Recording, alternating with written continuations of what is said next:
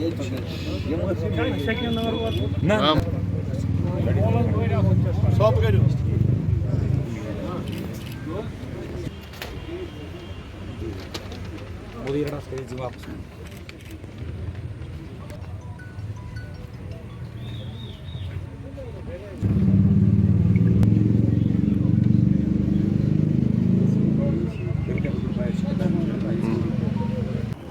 जी, मेरा नाम मुदस्सिर अहमद है और हम सब यहाँ पे एज अ कैब ड्राइवर यहाँ पे जमा हुए हैं।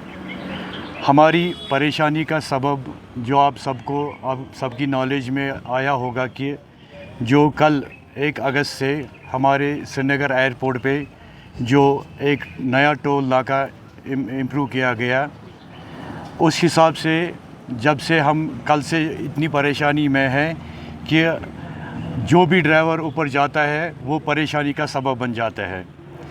हमें वहाँ पे जाने के लिए 0 से 30 मिनट तक 80 रुपीज़ वो चार्ज कर लेते हैं।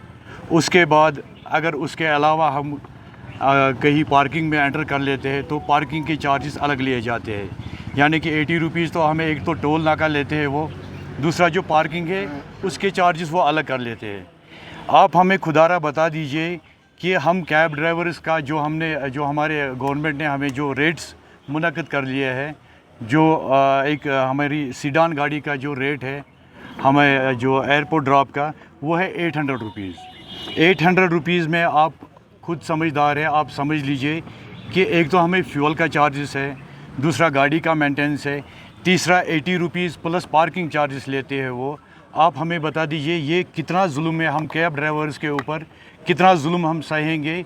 इसके ऊपर हम एडमिनिस्ट्रेशन से हैंड फोल्डेड मोदबाना गुजारिश करते हैं कि इस मसले पर मेहरबानी करके नज़रसानी करके, अदरवाइज़ अगर इस मसले पे हमें कोई इम्प्रूवमेंट नज़र नहीं आई, हम मजबूर हो जाएंगे अपनी चाबियाँ आरटीओ साहब के या जो भी एडमिनिस्ट्रेशन है हमारी, उनके सामने रख के हम अपना काम छोड़ के घर में बैठेंगे। इतना ही नहीं, अब हम कहीं पे जाते हैं, जैसे अभी हम रूरल एरियाज़ में जाते हैं, वहाँ पे भी हमें टोल 50 रुपया देना पड़ता है। 2 महीने होते, 3 महीने होते, उसके बाद उस टोल का भी इम्प्रूवमेंट अचानक से 50% अबव हो जाता है। अगर आपके वसादत से हम ये एडमिनिस्ट्रेशन तक ये बात पहुँचाना चाहेंगे कि अगर गवर्नमेंट के हिसाब से इनको एक्सेलेरेशन करना ही था तो 10%, 15% या 20% एज़ जो गवर्नमेंट रूल्स है, लेकिन आप खुद सोचिए सीधा 20 रुपीज़ से 80 रुपीज़, ये कितना एक्सेलेरेशन है। इसके बारे में हमने बहुत सारे दरवाज़े खटखटाए हैं, मगर हमें किसी दरवाज़े से, किसी डोर से रिस्पांड नहीं आया। हाल ही में ऑनरेबल डीकॉम साहब ने एक ऑर्डर निकाला था कि फ्लड रेट्स हो रहे हैं, कि उसके बारे में हमने बोला था कि इनको कि हम आप लोगों के साथ चले गए, ये जो माफिया है यहाँ इसको ख़त्म करेंगे, बट हमें कोई रेस्पॉन्ड नहीं मिल रहा है। ऊपर से यहाँ पर बाहर स्टेट से कुछ ट्रैवल वाले आए हैं जिन्होंने यहाँ पर ऑफ़िस खोले हैं। ऑफ़िस खोल के उन्होंने वहाँ से गाड़ियाँ लाई हैं, अदर स्टेटों से वो गाड़ियाँ यहाँ चल रही हैं। और इवन कि हमारी जो यहाँ पर टूरिस्ट ट्रांसपोर्ट हैं और हाल ही में परमिट इन्होंने इशू किए हैं, यहाँ पर 1.5 लाख रुपए में जो परमिट इन्होंने इशू किया है कि यहाँ पर हमारे बच्चे बेरोज़गार थे, उन्होंने कर्ज़ा ले लिया बैंकों का, वो गाड़ियाँ भी यहाँ पर बैठे हैं। और काम यहाँ कौन कर रहा है? टूरिस्ट तो यहाँ पर आ रहा है, ये हम नहीं बोल रहे टूरिस्ट नहीं आ रहा है, टूरिस्ट यहाँ हद से ज़्यादा आ रहा है, मगर उसका फ़ायदा अदर स्टेटों के ट्रैवल वाले और अदर स्टेट्स के ट्रांसपोर्ट्स यहाँ पर वो मसला उठा रहे हैं। ये मसले हैं हमें, और इसके साथ बहुत सारे मसले हैं, जैसे टोल हैं, पार्किंग्स हैं।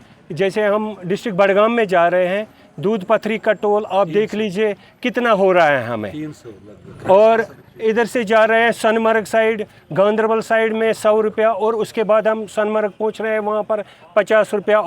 और ये आप देख लीजिए, एक तो हमें काम नहीं है, दूसरे तरीके से अगर मुश्किल से हमें कुछ न कुछ हफ्ते में 1 फेरा या 2 फेरे मिल जाएंगे, उसमें भी हमारे कौन से, क्योंकि अब हमारे पर ये हुआ कि हम डिफ़ॉल्टर हो रहे हैं।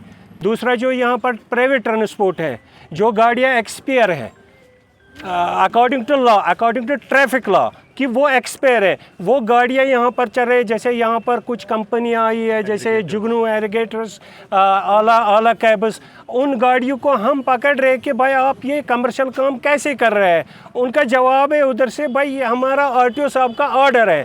अगर आरटीओ साहब का यही ऑर्डर है तो फिर हम लाखों रुपया अपने गाड़ियों पे 1 साल में रिन्यू देते हैं, डॉक्यूमेंट्स रिन्यू देते हैं, फिर हम क्यों दे देंगे वो, फिर हम भी ऐसे ही चलेंगे। एलजी साहब से हम ये कह रहे हैं कि हम उनसे हाथ जोड़ के रिक्वेस्ट कर रहे हैं, इस मसले पर थोड़ा ध्यान दे दीजिए, हमें थोड़ा राहत मिल जाए।